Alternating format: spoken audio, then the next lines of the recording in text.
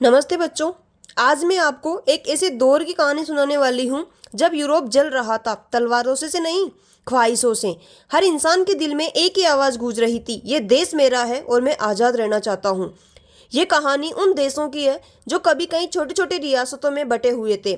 Germany 39 टुकड़ों में बटा हुआ था, इटली 7 राज्यों में बटा हुआ था और लोग अपने देश को पहचान भी नहीं पाते थे। लेकिन फिर आया एक समय 1770 से 1870 के बीच, जब पूरे यूरोप में एक जबरदस्त तूफान उठा जिसे कहते हैं राष्ट्रवाद का उबार। यानी कि आज हम कक्षा 10th विषय इतिहास जो कि सामाजिक का पार्ट है, पार्ट फर्स्ट, यूरोप में राष्ट्रवाद का उदय। अपन यूरोप में राष्ट्रवाद के उदय के बारे में बात करेंगे। यूरोप में राष्ट्रवाद एक कहानी की तरह कहानी की शुरुआत करती हूँ।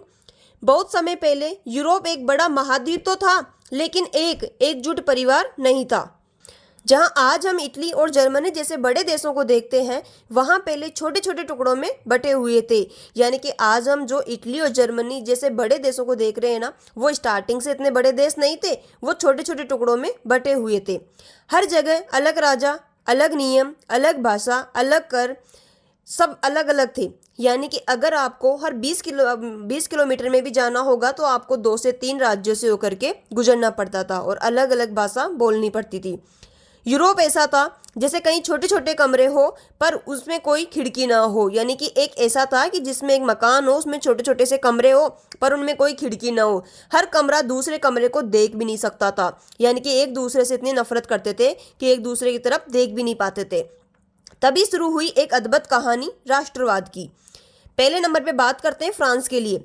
चिंगारी की शुरुआत यहीं से होती है, यानी कि राष्ट्रवाद की चिंगारी की शुरुआत फ्रांस की क्रांति से होती है।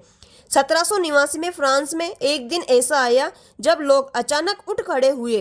वे चिल्लाए, हम राजा के गुलाम नहीं, हम इस देश के नागरिक हैं। फ्रांस की क्रांति में फ्रांस के आदमी यानी कि जनता कहते थे कि हम राजा के गुलाम नहीं, हम इस देश के नागरिक हैं। पहली बार लोगों ने महसूस किया कि देश राजा का नहीं होता है, देश जनता होती है। यानी कि देश राजा नहीं बल्कि देश जनता बनाती है।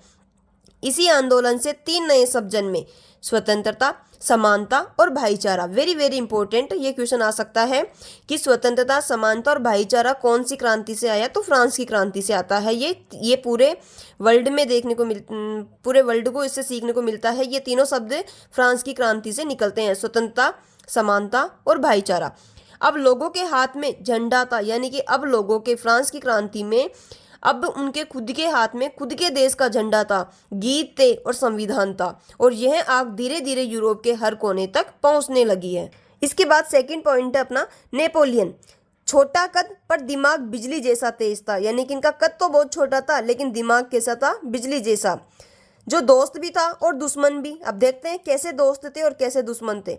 वह एक ऐसा राजा था जो कहता था, मैं जहां जाऊंगा एक ही कानून लागू होगा, सब समान होंगे। यानी कि जो नेपोलियन बोनापार्ट थे, ये कहीं भी जाते थे तो एक ही नारा लगाते थे कि मैं जहां जाऊंगा एक ही कानून होगा, सब समान होंगे। यानी कि कहते थे इन्होंने कौन कौन से सुधार करे हैं, एक समान कानून, टैक्स में बराबरी और माप तोल भी एक समान।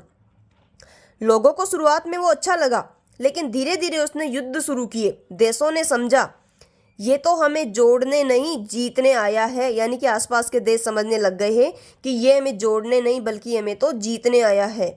लोगों के मन में फिर एक नई आग जली, हम अपना राष्ट्र खुद बनाएंगे। फिर बाद में दोनों वापस सोचते हैं, लोग, वहाँ की जनता सोचती है कि फिर हम वापस अपना राष्ट्र खुद बनाएंगे। इसी में जब नेपोलियन बोनापार्ट बहुत सारे युद्ध करते हैं तो उसमें एक युद्ध, बड़ा युद्ध हार जाता है और उसी समय वियना की बड़ी बैठक होती है 1815 में। नेपोलियन के हारते यूरोप के बड़े बड़े राजा एक विशाल कमरे में इकट्ठे हुए। यानी कि जैसे नेपोलियन हार गया तो आसपास के जो बड़े राजा थे वो एक कमरे में इकट्ठे हो गए और वो कहने लगे, बहुत हो गया, अब पुराने राजा वापस बैठेंगे सिंहासन पर। यानी कि इन जनता ने बहुत अपनी मनमानी कर ली है, अब हम वापस जो पुराने राजा हैं वो वापस सिंहासन पर बैठेंगे। यानी राजा कह रहे थे कि जनता को ज़्यादा आज़ादी दे दी गई है, अब पुराने राजा वापस सिंहासन पर बैठेंगे। लेकिन राजा भूल गए कि जनता अब जाग चुकी है। यूरोप शांत दिख रहा था लेकिन अंदर ही अंदर ज्वाला जल रही थी। इसी पार्ट का चौथा पॉइंट है 1830 से 1848 के बीच में, देखना 1830 और 1848 के बीच में दो बड़ी क्रांतियां होती है जिनके बारे में अपन चर्चा करेंगे, जब युवाओं ने यूरोप को हिला दिया। कुछ सालों बाद और फिर अचानक दो बड़े तूफान उठे।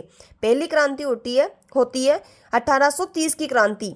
इसमें कौन कौन से व्यक्ति भाग लेते हैं? एक तो युवा विद्यार्थी और एक आम लोग सड़कों पर उतर आए। ये लोग इनमें भाग लेते हैं और वे बोले अब बस हमें आज़ादी चाहिए। यानी कि 1830 की क्रांति के अंदर युवा विद्यार्थी और आम लोग सड़कों पर आ जाते हैं और वो कहते हैं कि अब बस हमें आज़ादी चाहिए। यानी कि बहुत सारे राजा आ गए, बहुत सारे नेता आ गए, लेकिन हमारी अभी तक भी कुछ नहीं हुआ है, हमारे साथ अभी भी शोषण ही हो रहा है, तो अब बस हमें आज़ादी चाहिए, हमें गुलाम नहीं रहना है।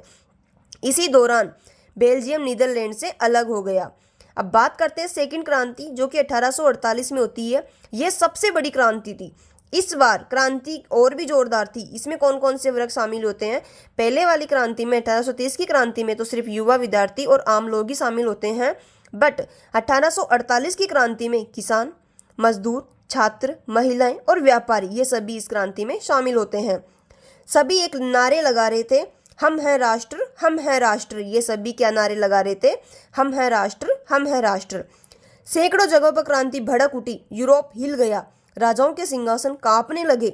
यूरोप अब समझ चुका था कि राष्ट्रवाद रोकना असंभव है। यानी कि धीरे धीरे यूरोप समझने लग गए थे, यूरोप के जो बड़े बड़े राजा थे वो धीरे धीरे समझने लग गए थे कि राष्ट्रवाद रोकना असंभव है। अब अपन शुरू से बात कर रहे हैं कि राष्ट्रवाद राष्ट्रवाद, लेकिन अपने को ये तो पता होना चाहिए कि राष्ट्रवाद कहते किसे हैं, राष्ट्रवाद से तात्पर्य क्या है। जब लोगों में अपने देश के प्रति गहरी एकता हो, सम्मान हो, प्रेम और मिलकर रहने की भावना विकसित होती है, उसे राष्ट्रवाद कहते हैं। यानी कि जब लोगों के अंदर अपने देश के प्रति गहरी एकता, सम्मान, प्रेम और मिलकर रहने की भावना विकसित होती है, उसे कहते हैं राष्ट्रवाद। राष्ट्रवाद के तीन मुख्य भाव है: एकता का एहसास, स्वतंत्रता की इच्छा और देश के प्रति प्रेम व बलिदान। इसी के आगे अपन सेकंड पार्ट में करेंगे इटली के एकीकरण और जर्मनी का एकीकरण, जो कि इस लेसन का इम्पोर्टेंट पार्ट है, जिसमें कैबूर आएगा और गैरिबाल्डी आएगा और मैजिनी आएंगे। इन सभी के बारे में अपन बात करेंगे कल। धन्यवाद।